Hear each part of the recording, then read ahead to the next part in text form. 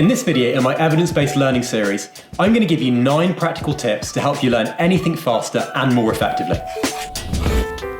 Hey folks, welcome back to the channel. As you know, I'm obsessed with learning and about how to learn effectively. Vice Chairman of Berkshire Hathaway, Charlie Munger, is quoted as saying, "Those who keep learning will keep rising in life." So being able to learn quickly and effectively around a busy schedule is really important. From my time in medical school to studying for surgical exams and learning how to scale a business, I've picked up lots of ways to learn anything lightning fast. I'm going to share 9 evidence-based tips that I found super useful to help you learn anything faster and more effectively. So let's go.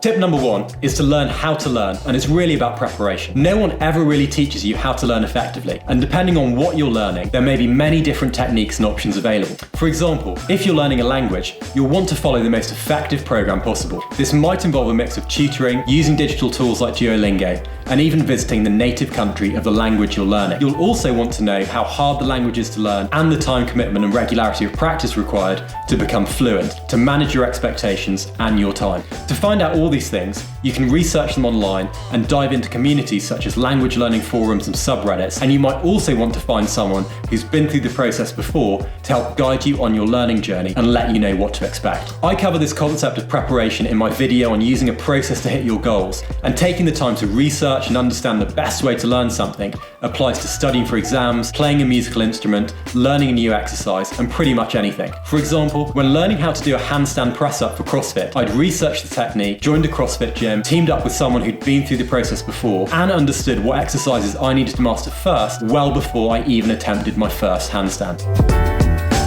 Tip number 2 is to block out protected time for learning so that you avoid distractions and set yourself daily learning goals. Ensure that you learn productively and effectively in an environment that helps you to focus. If this is at home, make sure that your study area is tidy, you know what you're going to be learning using a study schedule, and you remove any distractions by switching off the TV and your phone. Try to avoid procrastination by learning at the same time each day and ensuring that your overall learning goal, such as becoming fluent in a new language, is broken down into bite-sized chunks, and you celebrate the wins as you progress to avoid getting frustrated or losing momentum. Now, as I mentioned in my video on using game design for learning, setting goals and learning at a regular time will help to build a habit and get you into a flow state where you're laser focused on studying. In the same video, I also talk about the importance of ensuring that the difficulty of what you're studying is appropriate to your level. Whatever you're learning should be challenging enough to keep you interested, but not so difficult that you get stuck. As you learn and your knowledge improves, the challenge should match your proficiency to keep you motivated. For me,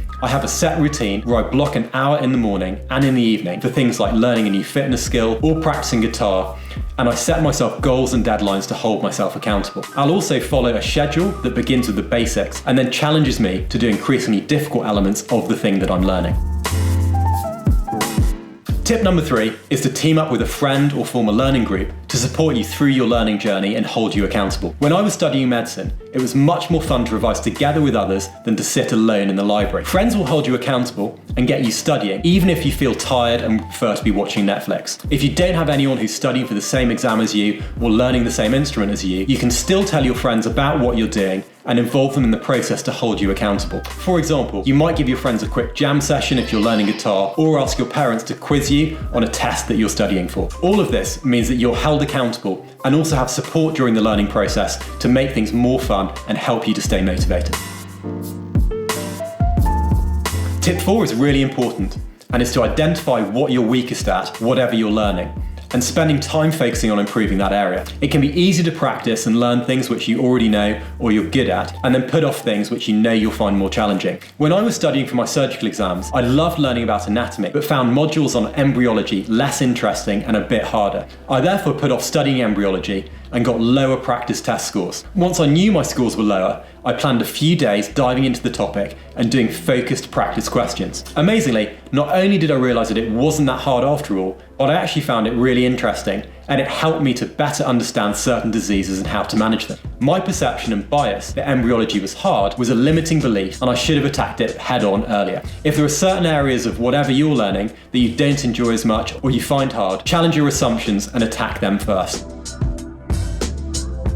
Tip number 5 is to learn actively and test yourself rather than just reading or highlighting things. The concept of testing to learn things is called retrieval practice or active recall, and it applies to learning anything from studying for exams to playing an instrument. I have a whole video about active recall and the science behind why it's so effective, which I've linked in the video and the description. The idea behind active recall is that we learn best when we're actively pulling information out of our brains. So testing ourselves actually strengthens our memory. This is also the reason why simply reading, watching, or highlighting something means you'll probably forget it in a few days or weeks if you don't test yourself and make your brain retrieve that information. When studying for exams, as a doctor, I would routinely close my textbook and try and recall specific facts from the book.